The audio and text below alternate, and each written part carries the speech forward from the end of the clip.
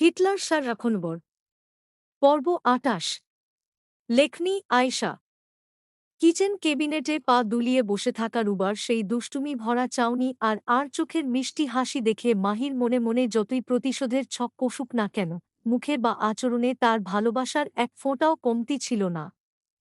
রুবার দেওয়া সেই কঠিন ও ঝামেলার recipe, honey chilli potato, cheesy white sauce pasta আর চকলেট লাভা কেক একে একে অত্যন্ত যত্ন সহকারে ও মনোযোগ দিয়ে তৈরি করল সে। রান্না শেষ হতেই হুট করে কিচেনের মেইন লাইটগুলো হঠাৎ নিভিয়ে গেল।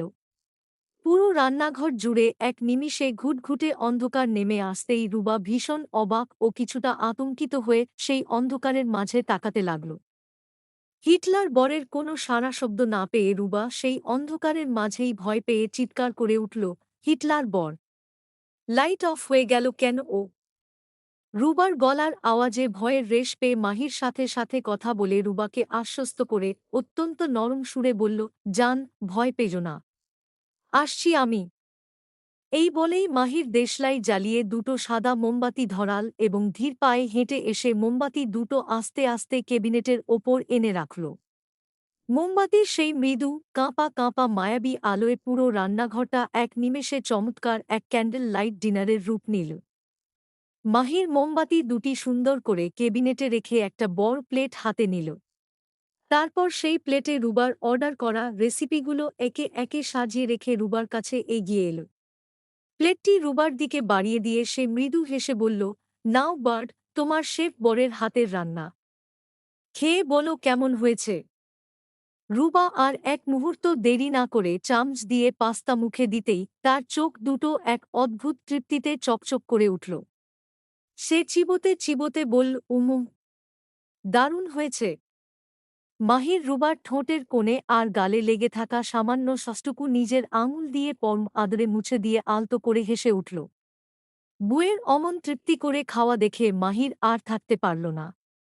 সে লোভী দৃষ্টিতে তাকিয়ে বলল, আমায় একটু দাও, আমিও খেয়ে দেখি কেমন বানালাম।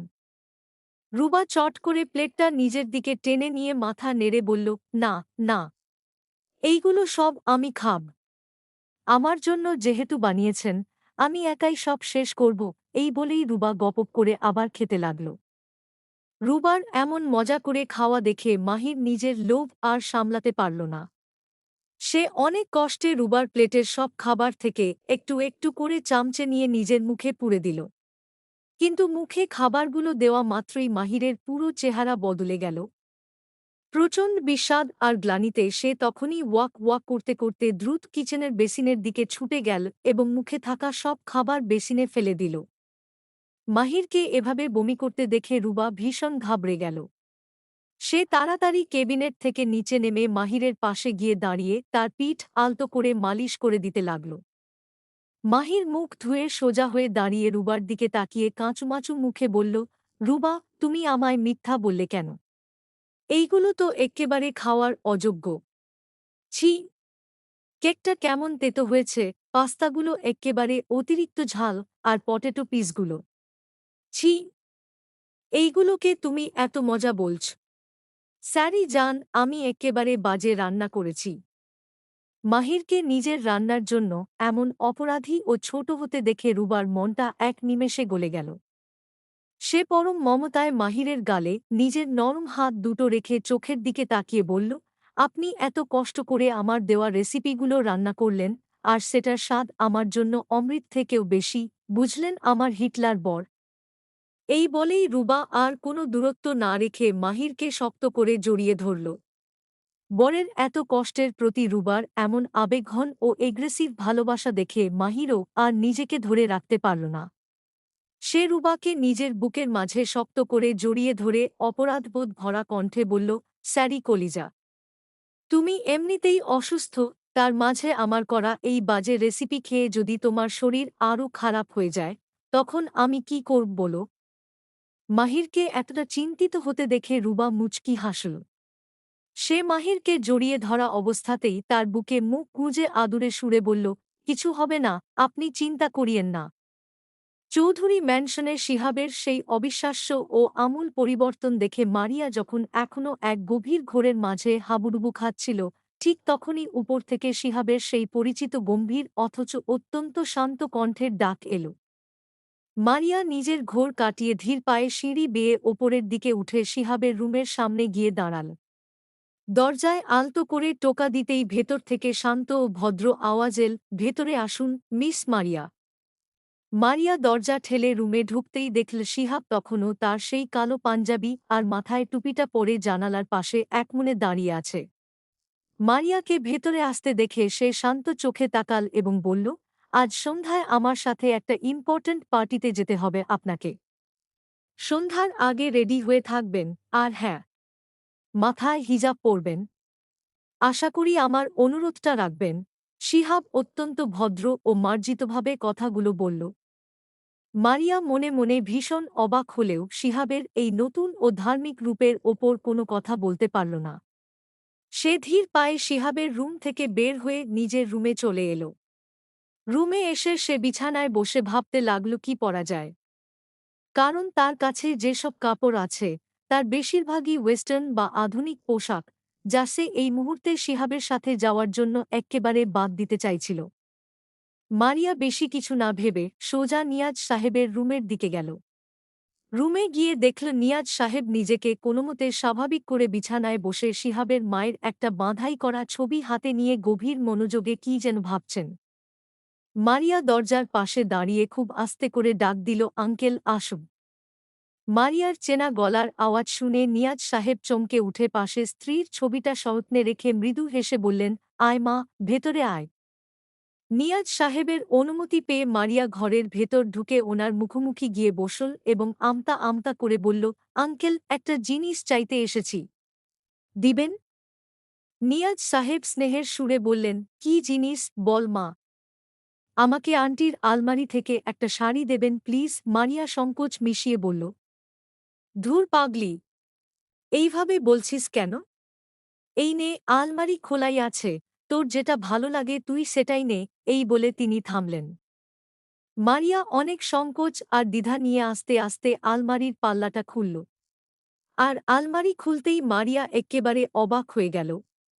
আলমারিতে অত্যন্ত চমৎকারভাবে সব ধরনের শাড়ির সাথে ম্যাচিং করা হিজাব এবং অর্নামেন্টস, গহনা সহ সবকিছু একে একে সুন্দর করে গুছিয়ে রাখা আছে।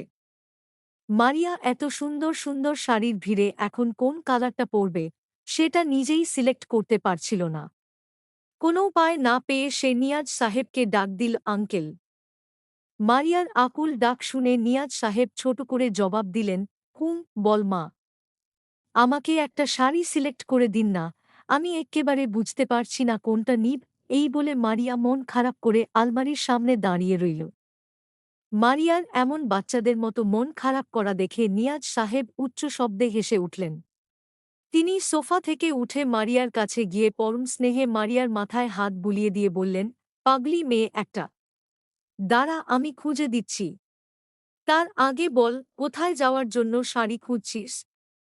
বিজনেস পার্টি নাকি জন্মদিন নাকি অন্য কোনো অনুষ্ঠান? মারিয়া আলতো করে মাথা নেড়ে বলল, আরে না, অন্য কোনো অনুষ্ঠান না। স্যার বলল সন্ধ্যায় নাকি ওনার কোনো একটা পার্টিতে নিয়ে যাবে, তার জন্যই। হুম, আচ্ছা।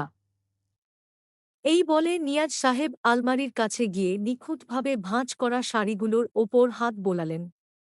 তারপর সেখান থেকে একটি চমৎকার শাড়ি, সাথে ম্যাচিং করা হিজাব সহ বের করে মারিয়ার সামনে ধরলেন। বললেন, এই নে মা, এটা পছন্দ হয়েছে কি না দেখ। নিয়াজ সাহেবের কথা শুনে মারিয়া যখন শাড়িটার দিকে তাকাল, সে একেবারে স্তব্ধ ও মুগ্ধ হয়ে গেল। সে খুশিতে চোখ বড় বড় করে বলল, আঙ্কেল, ওয়াও! এটা তো খুব সুন্দর, ভীষণ পছন্দ হয়েছে আমার। এই বলে মারিয়া খুশিতে আত্মহারা হয়ে শাড়ি আর হিজাব নিয়ে নিজের রুমের দিকে এক দৌড়ে চলে গেল। সন্ধ্যা নামতেই মারিয়া নিজেকে আয়নার সামনে এক অপরূপা নারী হিসেবে সাজিয়ে তুলল শিহাবের বাবার পছন্দ করে দেওয়া সেই শাড়িটি দিয়ে।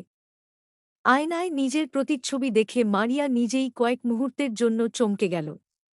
তার পরনে আজ এক চমৎকার কালো রঙের শাড়ি আর ফুল হাতা ব্লাউজ, যা তার ধবধবে ফর্সা গায়ের রঙের সাথে এক্কেবারে মিলেমিশে একাকার হয়ে গেছে। শাড়ির আঁচল আর পাড় জুড়ে নিখুঁত চুমকি আর জরির মায়াবী কাজ।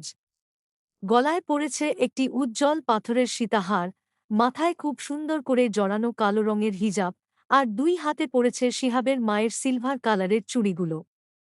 কপালে ছোট একটা সাদা টিপ। মারিয়ার এই স্নিগ্ধ ও মায়াবী রূপ যেকোনো পুরুষের হৃদয়ে এক নিমেষে ঝড় তোলার জন্য যথেষ্ট ছিল। হঠাৎ নিচ থেকে গাড়ির হর্নের আওয়াজ আসতেই মারিয়া আয়না থেকে নিজের নজর সরিয়ে নিল। সে বিছানা থেকে নিজের পার্স ব্যাগটা হাতে নিয়ে তাড়াতাড়ি রুম থেকে বের হয়ে নিচে নেমে গেল। নিচে নামতেই মারিয়া দেখল শিহাব অলরেডি আগে থেকেই গাড়ির ভেতরে ড্রাইভিং সিটে বসে আছে। মারিয়া আর সামনে না গিয়ে তাড়াতাড়ি পেছনের দরজা খুলে সিটে বসে পড়ল। মারিয়া ঠিকঠাক বসতেই শিহাব গাড়ি স্টার্ট দিল এবং তাদের নির্দিষ্ট গন্তব্যের দিকে রওনা হয়ে গেল। পুরো রাস্তায় দুজনের মাঝে আর কোনো কথা হল না। শহরের এক নামী ও অভিজাত কনভেনশন সেন্টারে তখন জমকালো লাইটিং আর উচ্চস্বরে ওয়েস্টার্ন মিউজিকের তালে বড়সড় একটা পার্টি চলছিল। শিহাব মারিয়াকে সাথে নিয়ে সেখানে এসে পৌঁছাল। দুজনে একসাথে হলের ভেতরে প্রবেশ করতেই মারিয়া ভেতরের অতিরিক্ত চাকচিক্য আর মানুষের ভিড় দেখে কিছুটা অস্বস্তি বোধ করতে লাগল। শিহাব মারিয়াকে নিয়ে এক সাইডে এসে একটি টেবিল কর্নারের পাশে দাঁড়িয়ে রইল। মারিয়ার মুখের অস্বস্তি খেয়াল করে সে শান্ত গলায় বলল, মিস মারিয়া, আপনি এইখানে বসুন। আমি একটু ওয়াশরুম থেকে আসছি। এই বলে শিহাব ধীর পায়ে ওয়াশরুমের দিকে চলে গেল। শিহাব চোখের আড়াল হতেই মারিয়ার মনের অস্বস্তি আর একাকিত্ব আরও কয়েক গুণ বেড়ে গেল। সে আর দাঁড়িয়ে না থেকে পাশে রাখা একটি খালি চেয়ারে বসে পড়ল এবং নিজেকে শান্ত করতে টেবিল থেকে গ্লাসে করে একটু পানি খেল। মারিয়া যখন অমন জমকালো হলের এক কোণায় একা শান্ত হয়ে বসেছিল, ঠিক তখনই এক অনাকাঙ্ক্ষিত বিপদ ঘনিয়ে এল। যেই কোম্পানির পক্ষ থেকে আজকের এই বিশাল পার্টির আয়োজন করা হয়েছে, সেই কোম্পানির মালিকের ছেলেটি মদের গ্লাস হাতে মারিয়ার টেবিলের দিকে এগিয়ে এল। সে মারিয়ার সামনে দাঁড়িয়ে অত্যন্ত কুৎসিত ও কামুক চাউনি দিয়ে মারিয়াকে উপর থেকে নিচ পর্যন্ত নোংরাভাবে স্ক্যান করতে লাগল। সে মারিয়ার একদম কাছাকাছি ঝুঁকে এসে মাতাল গলায় বলল, হেউ বিউটি, তোমাকে তো আজ দারুণ লাগছে। সবাই এই পার্টিতে এত এনজয় করছে, আর তুমি এই কোণায় একা একা বসে আছ কেন? চলো ডান্স ফ্লোরে গিয়ে একসাথে একটু ডান্স করি। এই বলেই ছেলেটি মারিয়ার দিকে নিজের হাত বাড়িয়ে দিল।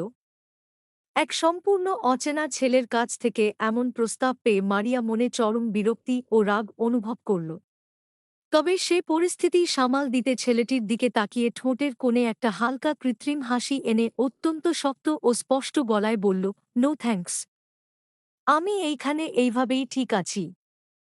মারিয়ার স্পষ্ট না শুনে ছেলেটার অহংকারে বড লাগল। সে বাড়িয়ে দেওয়া হাতটি নামিয়ে নিয়ে এবার এক্কেবারে মারিয়ার গা ঘেঁষে দাঁড়িয়ে পড়ল।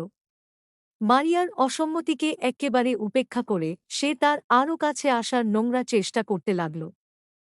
মারিয়া চরম বিরক্ত ও অতিষ্ঠ হয়ে চেয়ার থেকে এক ঝটকায় উঠে দাঁড়াল এবং সেখান থেকে অন্য কোথাও চলে যেতে চাইল।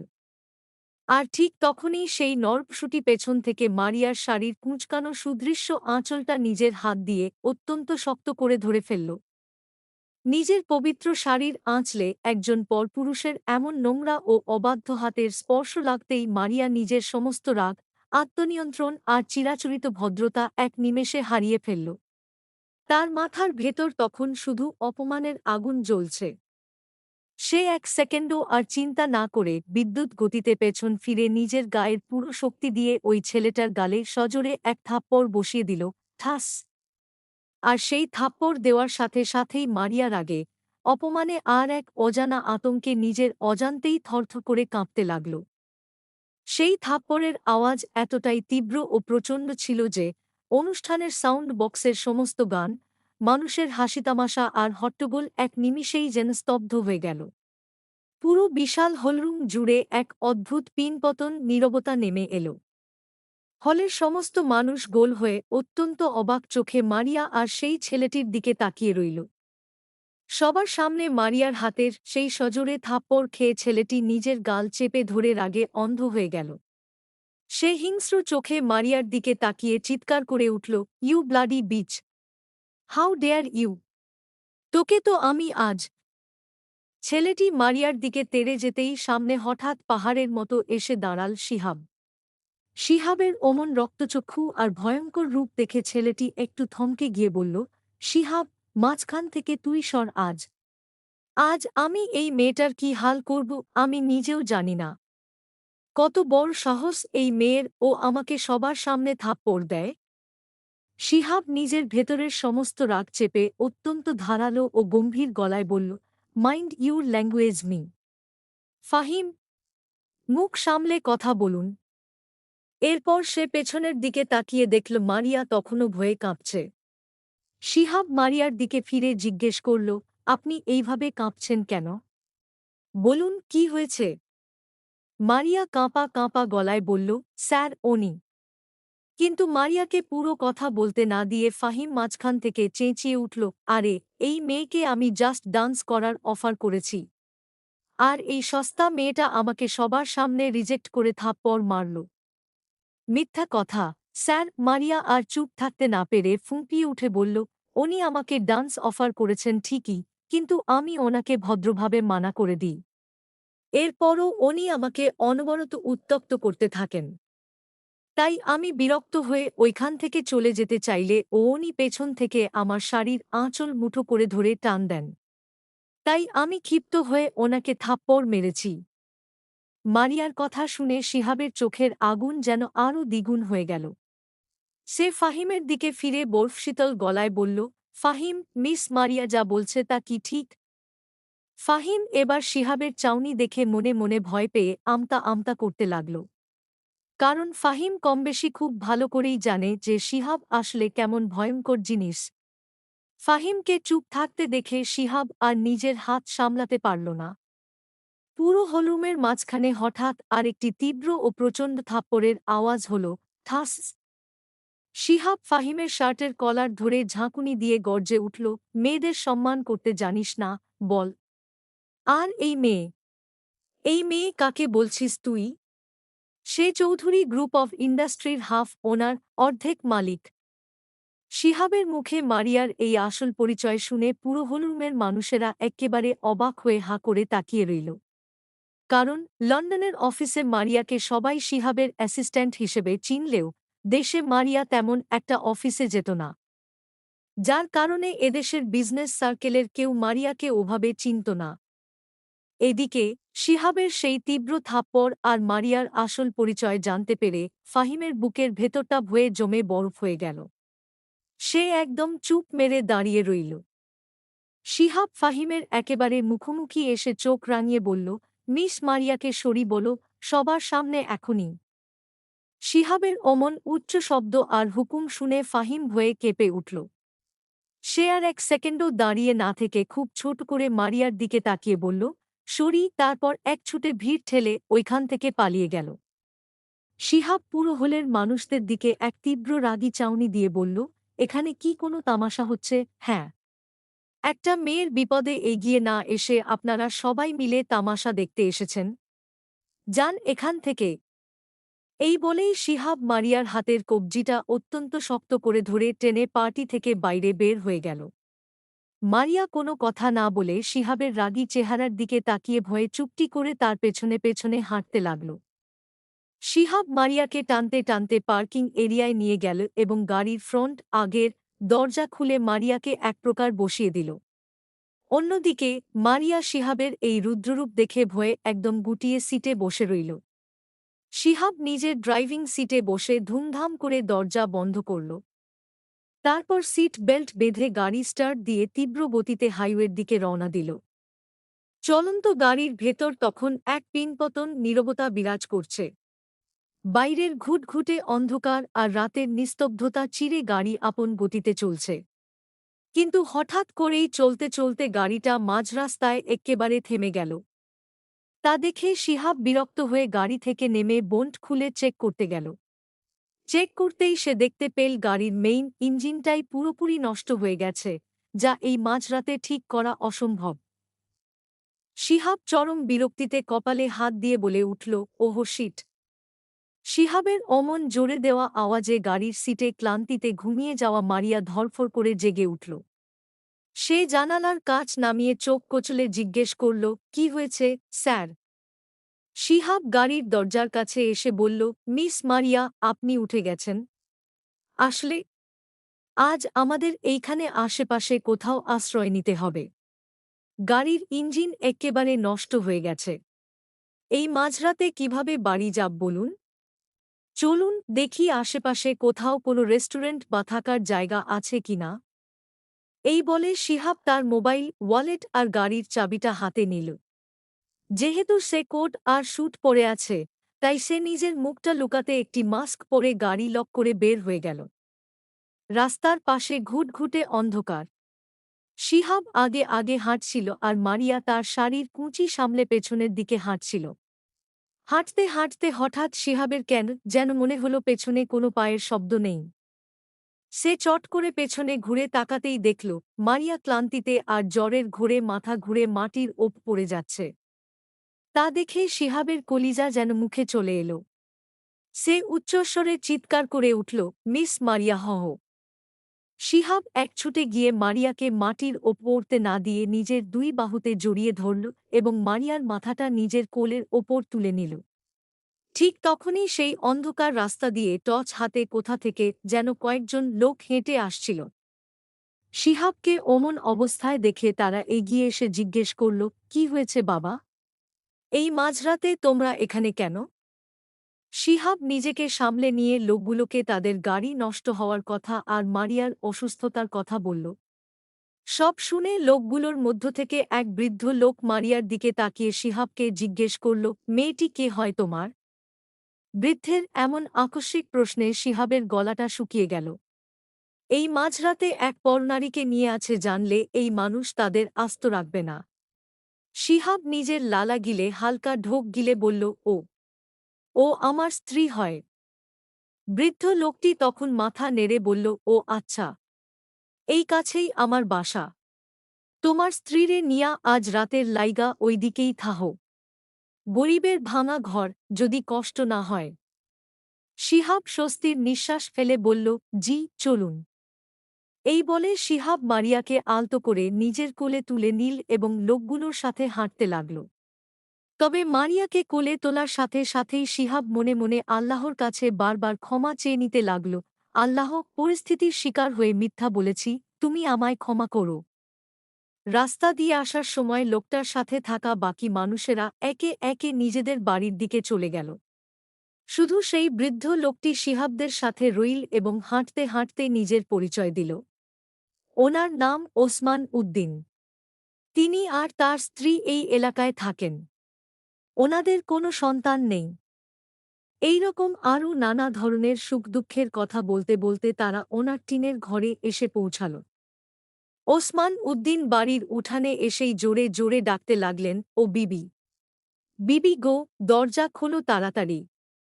স্বামীর পরিচিত গলার আওয়াজ শুনে ভেতর থেকে এক মাঝবয়সী মহিলা হ্যারিকেন হাতে দরজা খুলে দিলেন এবং বিরক্ত হয়ে বললেন, কি গো, আজ এত দেরি করলা কেন? আপনি জানেন না আমার একা থাকতে কত ভয় করে। এই বলে মহিলাটি ভেতরের দিকে ঢুকতে যাচ্ছিলেন, ঠিক তখনই ওনার চোখ পড়ল স্বামীর পেছনে দাঁড়িয়ে থাকা শিহাব আর তার কোলে থাকা রূপবতী মারিয়ার ওপর। ওসমান উদ্দিন চট করে নিজের স্ত্রীকে পুরো বিষয়টা বুঝিয়ে বললেন এবং আজকে রাতের জন্য মেহমানদের তাদের ঘরে থাকতে দেওয়ার অনুরোধ করলেন। ওসমান উদ্দিনের স্ত্রী তার স্বামীর কথা শুনে দয়াশীল হলেন। তিনি শিহাবের দিকে তাকিয়ে বললেন, আহারে, মেয়েটার তো জ্বর অসুখ মনে হয়। তাড়াতাড়ি ওনাদের ওই পাশের ঘরে নিয়ে যাও। শিহাব ওনাদের দেখানো ঘরে ঢুকে মারিয়াকে পরম যত্নে বিছানার ওপর শুইয়ে দিল। এরপর সে কৃতজ্ঞতা প্রকাশ করার জন্য ওসমান উদ্দিনের স্ত্রীর দিকে ফিরে কিছু বলতে যাবে, তার আগেই দেখল সেই দম্পতি ওনাদের দুজনকে একা থাকার সুযোগ দিয়ে ঘরের দরজাটা টেনে অন্য রুমে চলে গেছেন। তা দেখে শিহাব এক মস্ত বড় দীর্ঘশ্বাস ফেলল। সে ধীর পায়ে মারিয়ার কাছে গিয়ে বিছানায় বসল। মারিয়া তখনও অচেতন। শিহাব অত্যন্ত দ্বিধা আর কাঁপা কাঁপা হাতে মারিয়ার মাথার হিজাবের পিনগুলো একটা একটা করে খুলতে লাগল, যাতে মারিয়ার শ্বাস নিতে কষ্ট না হয়। হিজাব খুলতে খুলতেই শিহাব মনে মনে বলল, স্যারি মিস মারিয়া, আপনার অনুমতি ছাড়া আপনার শরীর টাচ করলাম। পরিস্থিতি ভালো ছিল না। হিজাবটা খুলে মারিয়ার মাথার পাশে রেখে শিহাব দ্রুত রুম থেকে বের হয়ে বাইরে এসে দাঁড়াল। এদিকে রান্নাঘরে ওসমান উদ্দিন আর তার স্ত্রী ফিসফিস করে কথা বলছিলেন। ওনার স্ত্রী বললেন, হ্যাঁ গো, যেই রকমই হোক, তারা আজ রাতের জন্য আমাদের মেহমান। কিন্তু কি রান্না করা যায় বলো তো? ঘরে তো চাল, ডাল আর মাত্র দুটো ডিম আছে। আর তো কিচ্ছু নেই। ওসমান উদ্দিন চিন্তিত হয়ে বললেন, তুমি আমারে আগে কইবা না বিবি? এখন নতুন অচেনা মেহমান দেখে তো বিরাট বড়লোক ঘরের মানুষ মনে হয়। তারা কি আমাদের এই গরিবের খাবার পছন্দ করব? তারপরও এক কাজ করো, চাল আর ডাল দিয়ে একটু খিচুড়ি বসাইয়া দাও, আর ডিম দুটো ভাজা করে ফেলো। আমরা না হয় শুধু ডাল আর খিচুড়ি খামু, ডিম দুটো ওনাদের দিয়া দিও। আইচ্ছা আইনে পোলাডার কাছে যান। বেচারা হয়তো বুয়ের লাইগা বাইরে চিন্তা করতেছে। আমি আগে ওই মাইয়াডারে দেহি, জ্ঞান ফিরছে কিনা। এই বলে মহিলাটি মারিয়ার রুমের দিকে চলে গেলেন। এদিকে শিহাব বাইরে বারান্দায় দাঁড়িয়ে নিজের মোবাইলে নেটওয়ার্ক আনার চেষ্টা করছিল। ঠিক তখনই পেছন থেকে ওসমান উদ্দিন ধীর পায়ে এগিয়ে এলেন। তিনি শিহাবের একেবারে কাছাকাছি এসে আচমকা অত্যন্ত গম্ভীর গলায় বললেন, তুমি আমারে মিছা কথা কইছ না, পোলা? বৃদ্ধ লোকটির মুখ থেকে হঠাৎ এমন অদ্ভুত কথা শুনে শিহাব চমকে উঠল। সে নিজের ভেতরের ভয়টা লুকিয়ে নিজেকে স্বাভাবিক করে বলল, কি মিথ্যা বলছি বলুন, আঙ্কেল? ওসমান উদ্দিন শিহাবের চোখের দিকে সরাসরি তাকিয়ে বললেন, তুমি আর ওই মাইয়াডা স্বামী স্ত্রী নও। সত্য কইরা কো, তোমরা এই দিকে কেন আইছ? নাকি তুমি বড়লোকের মাইয়াডারে কিডন্যাপ কিরা নিয়ে আসছ? বৃদ্ধ লোকের মুখে কিডন্যাপ শব্দটা শুনে শিহাব আর কোনো কিছু লুকানোর সাহস পেল না। সে বুঝতে পারল এই সরল মানুষগুলোর কাছে সত্য বলাই শ্রেয়। শিহাব এক দীর্ঘশ্বাস ফেলে ওসমান উদ্দিনের কাছে মারিয়ার পরিচয়, তাদের পারিবারিক সম্পর্ক এবং আজকের পার্টির সমস্ত সত্যি ঘটনা একে একে খুলে বলল। সব শুনে বৃদ্ধ লোকটা অবাক হয়ে কিছুক্ষণ চুপ করে রইলেন। তারপর বললেন, হুম, বুঝলাম। ঠিক আছে, এই কথা তুমি আমার বিবিরে কিও না। কিন্তু একটা কথা মনে রাইখো বাবা, আজ যারা ওই পার্টিতে ঝামেলা করছে, তারা হয়তো কাল সকালে এই এলাকাতেও আইসা খোঁজ নিতে পারে।